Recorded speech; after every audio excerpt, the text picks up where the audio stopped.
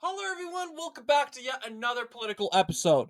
So, this month cannot get any better for Democrats. It just can't.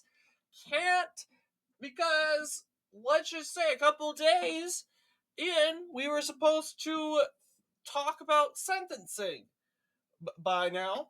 But the problem is, all that has been postponed to September. The Democrats don't even want to bring that up. They don't even want to talk about it. They're just fuming in anger. And now the squabbling between the party establishment and the Bidenists is getting worse. We have seen Joe um Biden's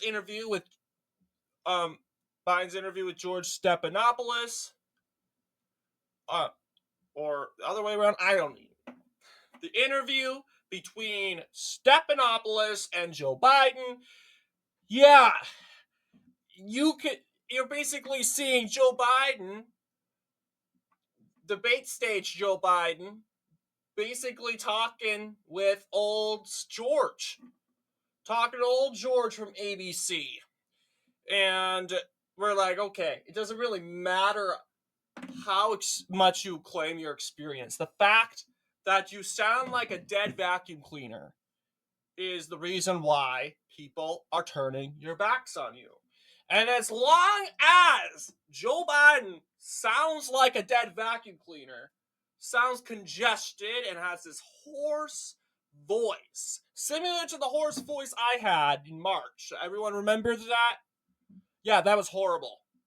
I mean, here's the thing. I know what a hoarse voice is like. I went through it. It's where all the phlegm gets stuck in your throat, not in your throat, but in your vocal cords, and you can't even speak. On top of that, there's sore throat with it. Yes, it hurts very much. And Joe Biden um, was all sick and acting, oh, I have a cold. He just has a cold. That's why his voice is hoarse. And then in the next day in North Carolina, he's back to yelling again. That's because the American people know this is bull. This is absolute bull. Because Joe Biden doesn't have a cold. That's but what the teleprompter says. The teleprompter says, Joe, you have a cold. Remember that, right? Remember you have a cold. Oh, okay. That's the excuse. Play the I am sick card. Well, apparently, it's kind of pathetic. If they have a cold, if he really had a cold, I would say the Biden campaign should attempt to postpone the debate. Say, okay, Joe Biden is ill. He is unable to stand the debate today. I think that would be much better than sending ill Joe Biden to debate Trump. And here's the thing, I don't think he had a cold. I really don't think he had a cold. Seriously. Yes, this guy went around the world. Went to Normandy. He went to Italy. He went back to Camp David. This guy went around the world, and he's in the debate in Atlanta, and he sounds tired. And I think we know why. He's an old guy that should be in a retirement home, along with Jimmy Carter and all your other former Democrat politicians.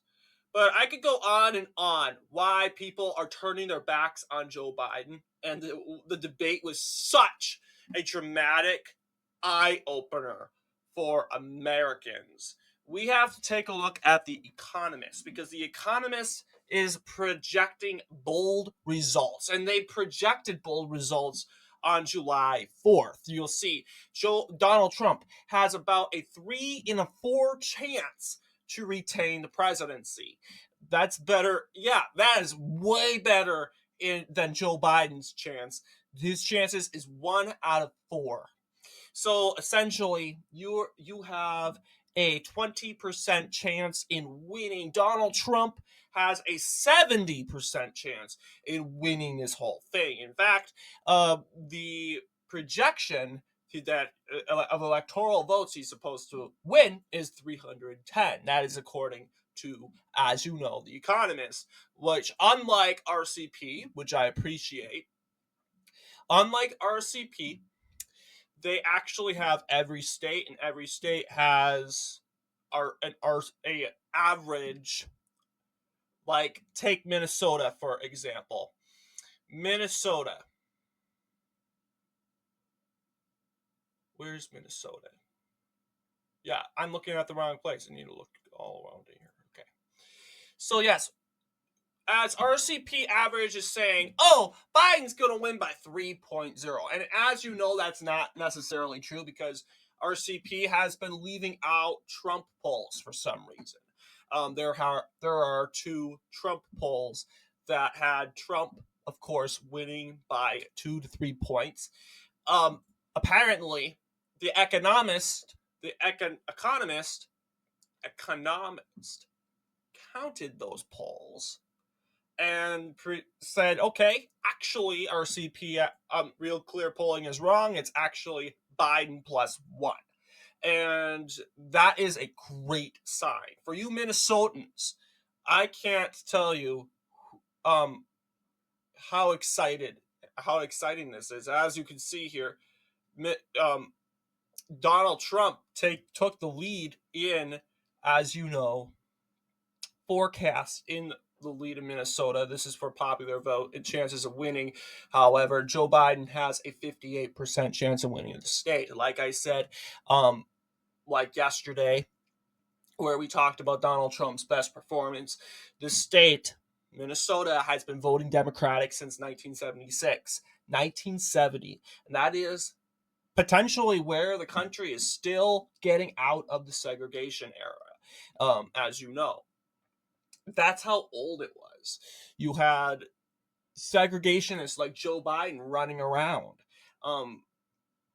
and destroying people's rights. And we totally pretend today that that didn't even happen. Like 1976, the Jimmy Carter victory against the Rhino, probably the most Rhino president in history, Gerald Ford. But yes, that is a take. But yes, Trump v. Biden. Yes, absolutely. This makes my day. You'll see. Okay, it was a close match in May, but yeah, after that debate, he's scoring up, and Joe Biden is slightly taken down a notch. There, poll wise, you'll see predicted margin. You'll see our swing states, the ultimate 6 swing states. You'll see there is the deciding state, and we can all agree that Pennsylvania is the deciding state. Let's be honest, it's the most populous state. In the Out of the 6, the 19 electoral votes out of the most. The second most populous is Georgia. Populated is Georgia with 16 electoral votes, but this state is more to the right than, as you know, said Wisconsin, along with Michigan. It's pretty much, if Donald Trump is doing so well as the polls are saying, it's probably inevitable that Donald Trump will be getting away with Georgia regardless. And expectedly, he most likely would be getting, like, he's like right here in the polls. But yes, there is an 8% chance that this is the deciding state. But yes, we can pretty much say there's no majority of which state is going to determine the election. It's ultimately Pennsylvania. We can all agree regards to that. You'll see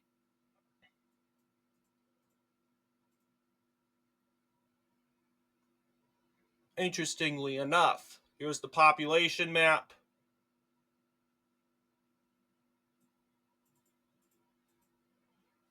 And our competitive states. Who is likely to win each state? Yeah, you'll see Donald Trump, 76 in 100 chance of a Trump win. 76 in 100.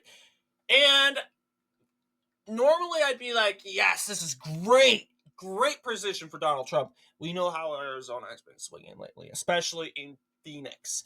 And We know the ballot machines. Maricopa County is famous for their ballot harvest, that whole ballot harvesting. We know, and that's why we need to swing really hard in Phoenix. We need to swing dramatically in Phoenix. We need Trump supporters everywhere on the streets of Phoenix from now to election day. We cannot lose this state, guys.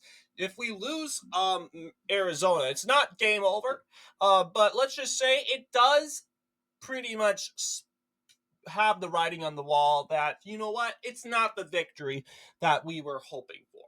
So, yes, you'll see very good. This is the chance of winning. The Economist is actually, I don't know if is it a right wing, because we can check.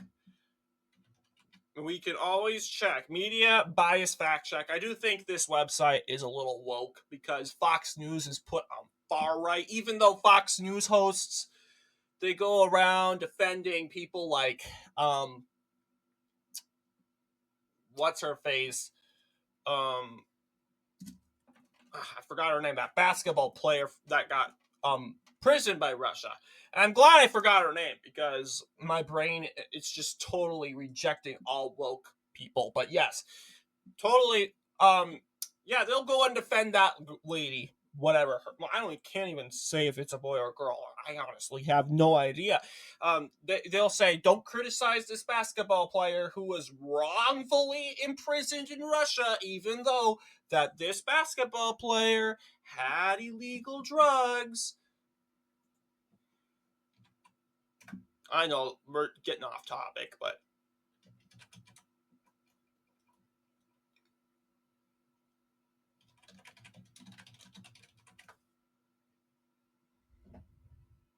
Brittany Griner. Thank you for inserting that back in my brain again. Yes, Brittany Griner.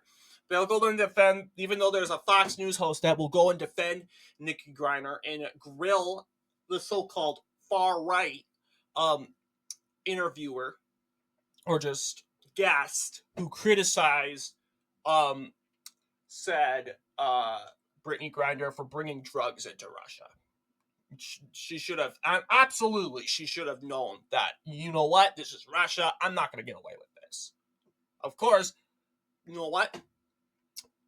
Consequences here in the United States, consequences everywhere. That's what I believe. And I know, yes, Russia is an authoritarian. Yes, I believe she was sort of abused, and she shouldn't have been abused that way.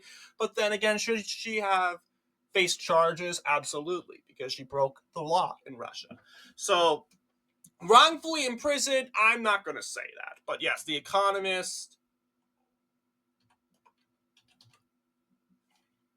And because if this was a left-wing source, it is the least biased. This is great. The least biased. It is smack in the middle.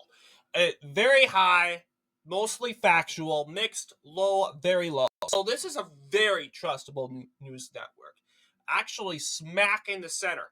Left-wing people will say, no, The Economist is not even right center. It's extreme far right because they have Donald Trump winning. You know what? Keep thinking that. Keep thinking that. And continue playing in La La Land and think that Joe Biden's going to pick up states like Texas and North Carolina. Because when we have people think like that, Democrats think like that, you just have to say to them, okay, I won't vote for Joe Biden then because Joe Biden's going to win anyway. Boom. Don't even mention you're a Trump supporter or you're a freedom-fighting American. Don't even mention that. Just say, hey, you know what? I was going to vote for Biden. Just kind of burst their bubble. But you know what? I don't think I'm going to vote for him anymore. As you see, he's pretty much going to win anyway. And boom, they get exposed. But then again, we want them to be overconfident in this election. Do you think they're going to be confident in this election? No, they're not. No, they're not. In fact, they are panicking and they're probably face planting their heads on their desks. in disbelief and seeing how Trump is doing. What do you would think the Democrats would do from now to election day? Well, they're going to do anything they can. I mean, they're going to convict the GOP nominee to make their guy look better. But the thing is, their guy can't run the country. It's like telling someone who doesn't have a driver's license to drive a bus full of people. How does that work? So it's pointless for Joe Biden to run. It makes him look bad. It makes the party look bad. It's ridiculous. So, yeah, and like I said, they're in a pretzel. There's no way out because I like to call this the July crisis of 2024 for Democrats because essentially they're stumped. They can't move on. Essentially, you have Joe Biden send him across the states, the lower 48, and rally. But what you're potentially doing is you're creating more moments, uncomfortable moments for Fox News and Newsmax and New York Post to mock Biden and continue to boost Trump. It seems these Biden rallies seem to help Trump. Each rally they do, each rally Biden holds, it seems to help Trump. I never actually thought of that before. So, and then, yeah, do you think they're going to realize this and stop doing rallies? Well, if they did, that would be a very foolish and stupid thing to do, because you're basically saying game over. But yeah, I think they're going to go hold the rallies regardless. Heck, they're probably not even going to film the rallies, which would be also foolish because people want to see Joe Biden. I don't even know who would want to see Joe Biden yammering a microphone, blank, zoning out, gibberish for an hour and a half. Who wants to see that? Who?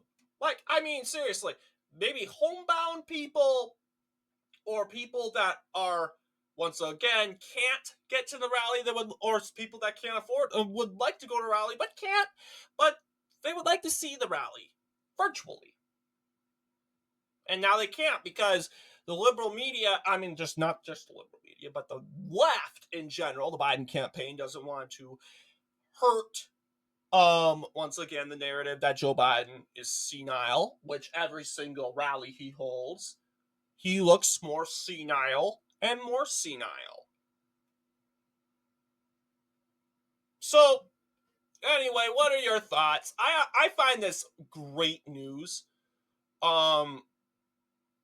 Yes, yeah, Donald Trump and his very clear lead for over Joe Biden.